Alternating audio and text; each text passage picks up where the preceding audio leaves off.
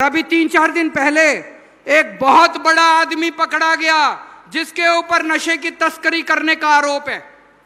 ये सारे पार्टी वाले भगवंत मान को गालियां दे रहे हैं कि आपने इस ऐसा क्यों किया।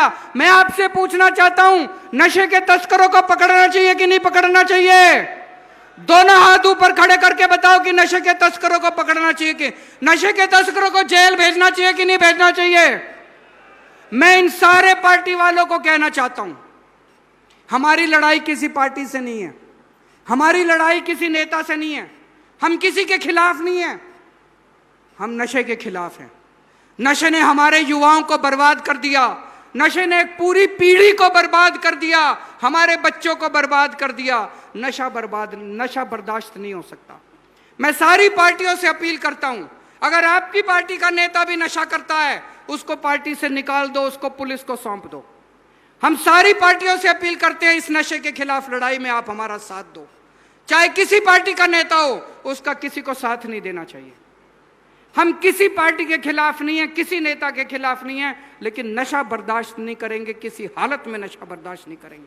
फिर चाहे हमारी पार्टी का भी कोई होगा, उसको बख्शेंगे नहीं हम। मैं ये पहले तो केजरीवाल को पूछना चाहता हूँ कि अगर सुखपाल खैरा तस्कर थे तो पहले ये बताएं कि इनको एमएलए की टिकट आपने क्यों दी 2017 में, और फिर 1 साल बाद आपने इनको लीडर ऑफ अपोजिशन क्यों बनाया, आप ये खुद बताएं।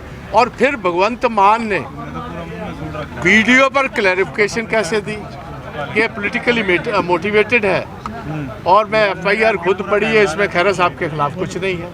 और ये भी बात कही कि आते टाइम में कोर्ट में से इनको क्लीन चिट मिलेगी, जो मिल भी गई। मैं ये पूछना चाहता हूँ इसको अरविंद केजरीवाल को कि अगर आप इतने सीरियस हो तो सबसे बड़ा, अगर ड्रग लॉर्ड्स की सबसे बड़ी अगर कोई आदमी है तो वो है जो एआईजी राजजीत सिंह पिछले 1 साल से पंजाब पुलिस का एआईजी जिसको डिसमिस किया हुआ है, एब्सकॉन्ड कर रहा है, उसको गिरफ्तारी क्यों नहीं की? कोई सिट क्यों नहीं बिठाई कि उसको गिरफ्तार कर लाओ? इसलिए नहीं किया क्योंकि पंजाब पुलिस की नीयत नहीं। और ये मेरा आपके टेलीविज़न पर यह दावा है कि पंजाब पुलिस के चुनिंदा टॉप ऑफिसर्स जो हैं वो राजजीत को प्रोटेक्शन दे रहे हैं। मैं केजरीवाल साहब को पूछना चाहता हूँ, केजरीवाल साहब आप मुझे बताएं कि आपने तो वादा किया था पंजाब के लोगों के साथ कि 3 महीने में ड्रग अब्यूज़ ख़त्म हो जाएगा। अब आपके मुख्यमंत्री साहब चंद दिन पहले पटियाला की स्टेट जो 15 अगस्त का प्रोग्राम था, तो वहाँ उन्होंने कहा कि 1 साल का मुझे वक्त और दीजिए, अगस्त 2015 अगस्त 2024 तक हम ब्लूप्रिंट तैयार करें। उसका मतलब केजरीवाल साहब ने जो गारंटी दी थी वो टोटल झूठी थी। कोई इनके पास ब्लूप्रिंट नहीं था, बदनीयत थे।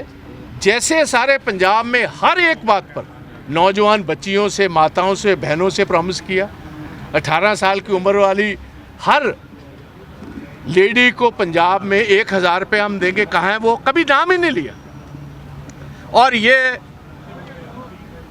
लिपस्टिक और पाउडर लगाकर, जैसे कहते हैं, पुरानी बिल्डिंग्स में 10, 15, 20 लाख रुपया लिया, कली कुली करवाई, और जिस हॉस्पिटल में कई 100 करोड़ रुपया पहले लग चुका है उसमें 40-50 करोड़ रुपया लगाकर, ऐसे ही स्कूल्स ऑफ एमिनेंस हैं। एक स्कूल तो केजरीवाल साहब आपका बनने से पहले गिर गया बद्दोवाल में, एक टीचर की वहाँ लेडी टीचर है, उनकी डेथ हो चुकी है। दूसरा एमिनेंस का स्कूल आपने बस बाहर से शक्ल बदली, उसकी एलिवेशन बदली है, और 50 लाख रुपया लगाकर उसको स्कूल ऑफ एमिनेंस आप बता रहे हैं। तो मेरा कहने का है, दे आर नॉट, बेसिकली ये फ्रॉड है सारा। ये अपना जिसको कहते हैं कि हम इंडिया अलायंस में पार्टनर लेना चाहते हैं, उनको बदनाम करने की साजिश। इसीलिए हम कहते हैं कि इनको बिल्कुल इनके साथ कोई रिश्ता नहीं होना चाहिए, क्योंकि ये मुंह में राम राम, बगल में छुरी इनके पास, इनसे आप कोई फेथ नहीं कर सकते। और ये देखिए सबसे डबल फेस्ड आदमी यही वो आदमी है केजरीवाल, जिसने पहले एक अकाली लीडर पर ड्रग्स का चार्ज लगाया, और फिर जब वो मानहानि दावे में गया अकाली लीडर, इसने फिर लिखती माफ़ी उससे मांगी। इसकी बात पर या भगवंत मान की बात पर क्या पंजाब के लोग विश्वास कर सकते हैं? सेम भगवंत मान का इसने कराया जब रैली में इन्होंने अपने माता को उनके सर पर हाथ रखकर इलेक्शन से पहले ये बात कही कि आज के बाद मैं कोई नशे की वर्तों नहीं करूंगा, उसके बाद दुर्वर्तन हुई। तो ये लोगों को क्या हम फेद कर सकते हैं?